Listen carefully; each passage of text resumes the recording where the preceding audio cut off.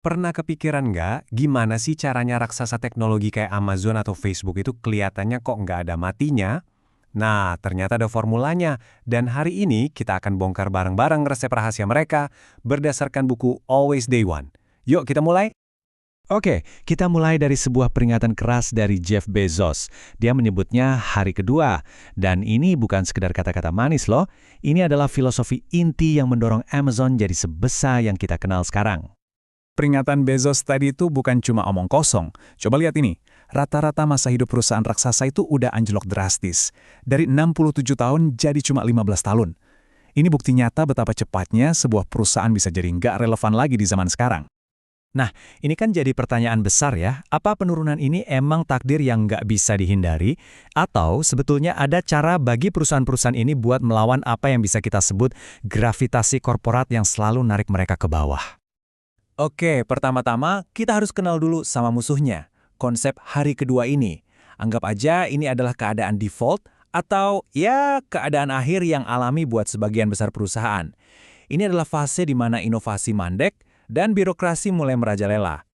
Lihat deh, perbedaannya kontras banget kan? Di satu sisi, ada energi hari pertama yang semangatnya kayak startup terus-menerus nyiptain masa depan. Di sisi lain, ada kenyamanan semu hari kedua yang sibuk mempertahankan apa yang udah ada sampai akhirnya ketinggalan zaman.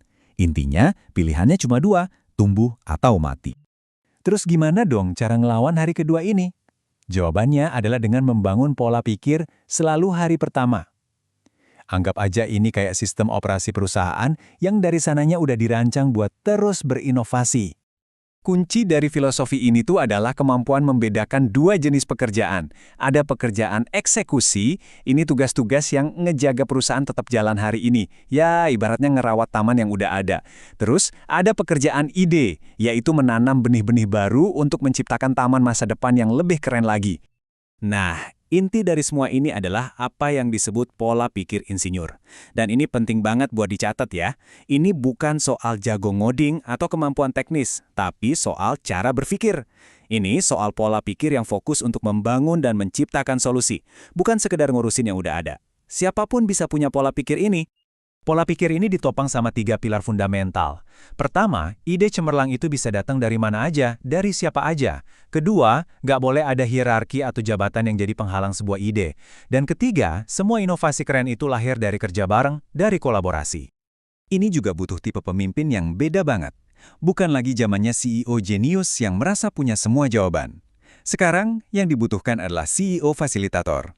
Tugas mereka bukan ngasih jawaban, tapi justru menciptakan sebuah sistem di mana jawaban-jawaban terbaik bisa muncul dari seluruh penjuru perusahaan. Oke, teori-teorinya udah cukup. Sekarang, mari kita lihat gimana ini diterapin di dunia nyata. Kita mulai dari Amazon, si mesin penemuan raksasa. Gimana sih sebetulnya cara mereka mengubah ribuan ide jadi produk nyata? Ceritanya dimulai dari email legendaris ini. Bezos ngelarang penggunaan PowerPoint di rapat. Kenapa? Alasannya simpel, PowerPoint itu dangkal. Presentasi bisa kelihatan meyakinkan banget, padahal ide di baliknya lemah. Dan PowerPoint bisa dengan mudahnya menyembunyikan kelemahan dalam logika berpikir. Sebagai gantinya, lahirlah proses 6 halaman ini. Dan ini, jujur, brilian banget. Menulis memo 6 halaman itu memaksa si penulis buat benar-benar mikirin idenya secara mendalam. Terus, sesi baca dalam diam memastikan semua orang di ruangan punya pemahaman yang sama. Dan debat setelahnya, itu jadi saringan paling ketat buat mastiin cuma ide terbaik yang lolos. Hasilnya, siapapun di Amazon punya kesempatan buat jadi pencetus inovasi besar berikutnya. Tapi kan, nulis memo panjang gitu butuh waktu ya. Nah, dari mana waktunya? Jawabannya, otomatisasi. Lewat inisiatif Hands Off the Wheel, Amazon terus-terusan ngasih pekerjaan rutin ke AI. Tujuannya apa? Ya, untuk membebaskan otak manusia dari pekerjaan eksekusi, supaya mereka bisa fokus penuh pada pekerjaan ide. Oke, kalau Amazon bikin sistem formal buat ide, Facebook punya cara yang beda banget, lewat budaya umpan balik yang bisa dibilang radikal. Di sini, inovasi itu lahir bukan dari memo, tapi dari obrolan yang jujur dan blak-blakan. Di dinding kantor Facebook, ada tulisan, umpan balik adalah hadiah. Dan ini serius, bukan cuma pajangan. Ini artinya, Seorang karyawan baru pun diharapkan bisa ngasih kritik membangun langsung ke manajer paling senior sekalipun, kalau itu emang demi kebaikan perusahaan. Jabatan dikesampingkan, yang penting idenya. Budaya inilah yang benar-benar nyelamatin Facebook. Coba kita balik ke tahun 2011. Waktu itu, strategi mobile mereka kacau balau. Sampai akhirnya, seorang insinyur junior berani bilang langsung ke Mark Zuckerberg kalau strateginya salah total. Karena budaya umpan balik tadi, Zuckerberg bukannya marah. Dia dengerin, mengubah total arah perusahaan, dan ya, langkah itu mengamankan masa depan Facebook. Jadi, pelajaran paling pentingnya itu bukan soal kejeniusan Zuckerberg, tapi soal sistem yang dia bangun. Sistem itulah yang memastikan ide penyelamat, bahkan dari level terbawah sekalipun, bisa sampai ke puncak pimpinan. Tanpa itu, mungkin Facebook sekarang udah tinggal cerita. Kisah Amazon dan Facebook ini lebih dari sekedar cerita tentang mereka loh. Ini sebenarnya kayak kita lagi ngintip ke masa depan dunia kerja, masa depan kita semua. Otomatisasi yang kita lihat di Amazon itu cepat atau lambat bakal nyebar ke semua industri. Semua kerjaan rutin yang repetitif pelan-pelan bakal digantiin sama mesin. Terus, apa dong yang tersisa buat kita sebagai manusia? Jawabannya yaitu kemampuan unik kita untuk berkreasi dan berinovasi.